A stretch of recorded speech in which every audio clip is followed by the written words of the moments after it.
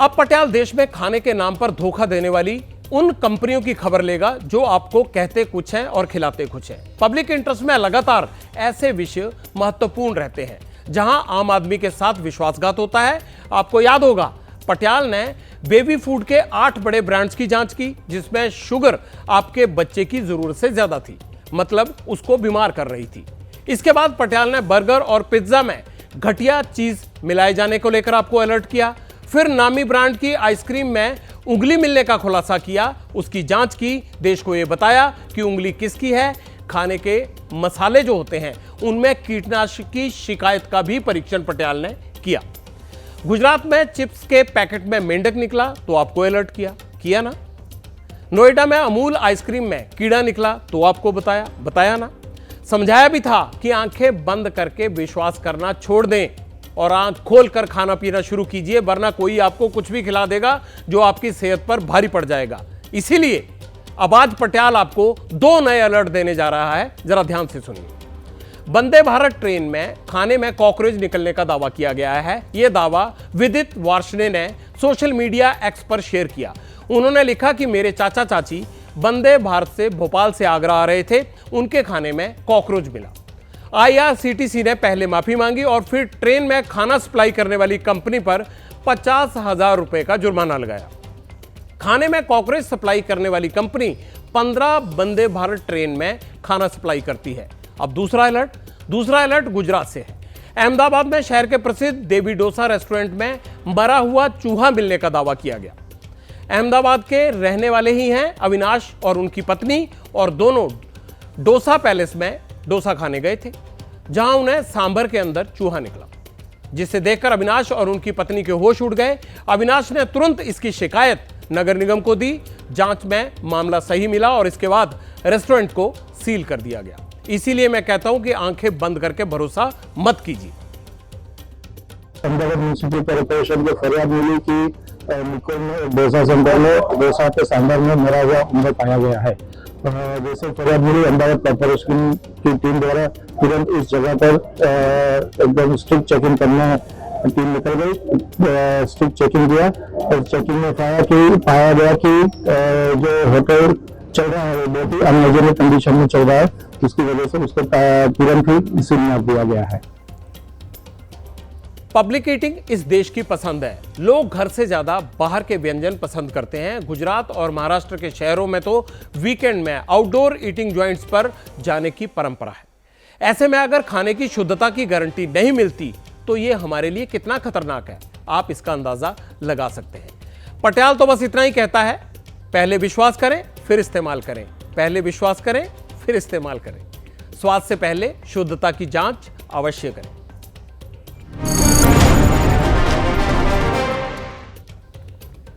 अब पटियाल दुनिया के लिए संकट बन गए उन नूडल्स का परीक्षण करेगा जिनका नाम है कोरियन रेमन नूडल्स। बच्चा हो या यंगस्टर, ज्यादातर लोग नूडल्स के शौकीन हैं। अगर आपके घर में भी कोरियन नूडल्स आते हैं तो आज ही सावधान हो जाइए। डेनमार्क की सरकार ने कोरियन इंस्टेंट रेमन नूडल पर बैन लगा दिया है। एक बार फिर सुन लीजिए, डेनमार्क की सरकार ने कोरियन इंस्टेंट रेमन नूडल्स पर बैन लगा दिया है। डेनमार्क फूड अथॉरिटी के मुताबिक कोरियन नूडल्स में कैप्साइसिन का लेवल बहुत हाई है, जो इन नूडल्स को जरूरत से ज्यादा स्पाइसी बना देता है।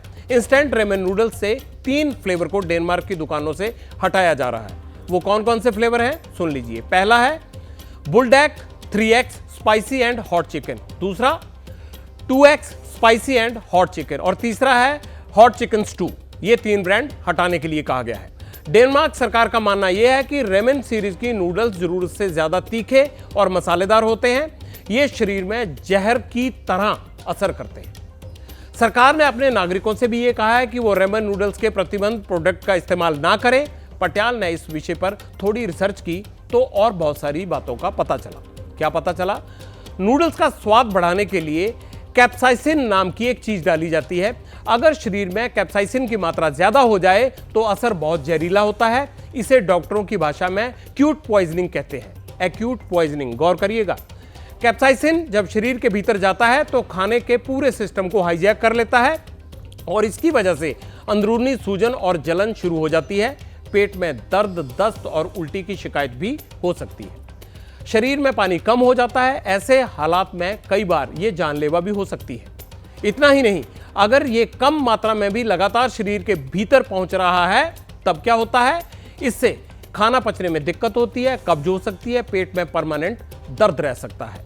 एक और खास बात, अगर आप बेहद तीखे नूडल्स खाने के शौकीन हैं तो कोरियन नूडल्स का कैप्साइसिन आपके शरीर में बीपी की समस्या पैदा कर सकता है। ध्यान से सुनिएगा, यह आपकी सेहत का मसला है और अगर किसी को पहले से बीपी है तो उसे और खतरनाक स्तर पर ले जा सकता है। कैप्साइसिन की वजह से शरीर के अंदर ही नहीं बल्कि बाहर भी बहुत सी दिक्कतें होती हैं, जैसे आपकी स्किन पर एलर्जी हो सकती है, चेहरे पर दाग धब्बे और मुहासे बढ़ जाएंगे।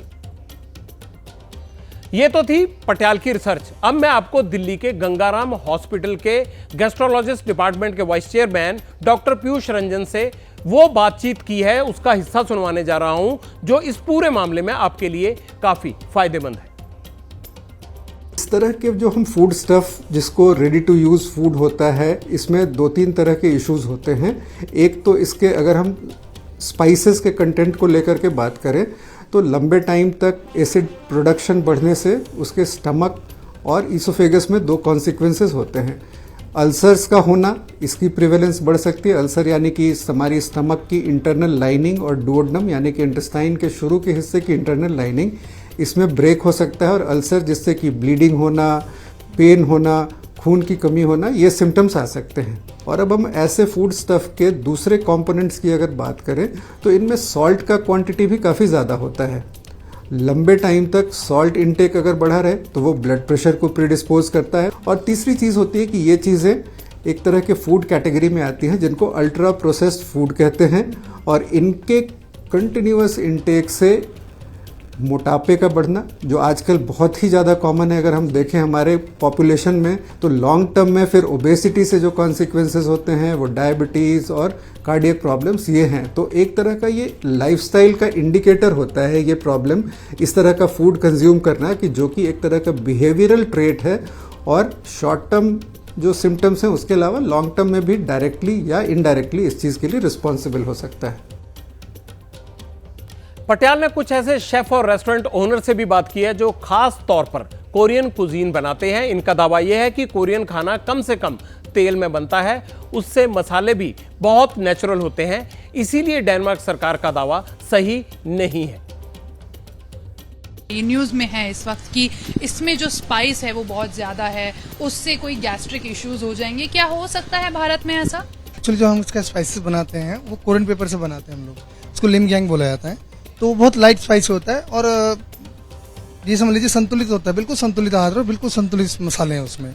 एंड सेकंड थिंग है कि वो बहुत मिलता जुलता आहार है भारत के आहार से, तो इसलिए भी ये आप कह सकते हैं कि संतुलित आहार है और ये इसलिए हेल्दी है। मैक्सिमली कोरियन जो पर्सन्स होते हैं वो खाने में के बाद या खाने से पहले या खाते टाइम वो लोग वार्म वाटर का यूज जरूर करते हैं। अगर आपको स्पाइस पसंद है तभी आप कोरियन खाने की तरफ आकर्षित होंगे।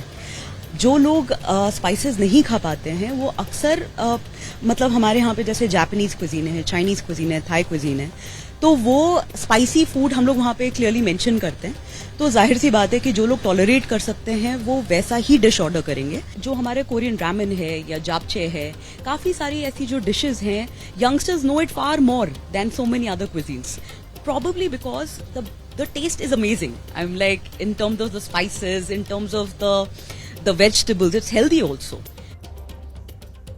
वैसे ये बात सही है कि ज्यादा मात्रा में अगर घी भी खाया जाए तो वो नुकसान कर सकता है, लेकिन ये भी सच्चाई है कि तेज मसाले हमारे पाचन तंत्र के लिए कठिन चुनौती हैं। इसीलिए मिर्च और तीखे मसालों का इस्तेमाल सीमा में रहकर ही करना चाहिए।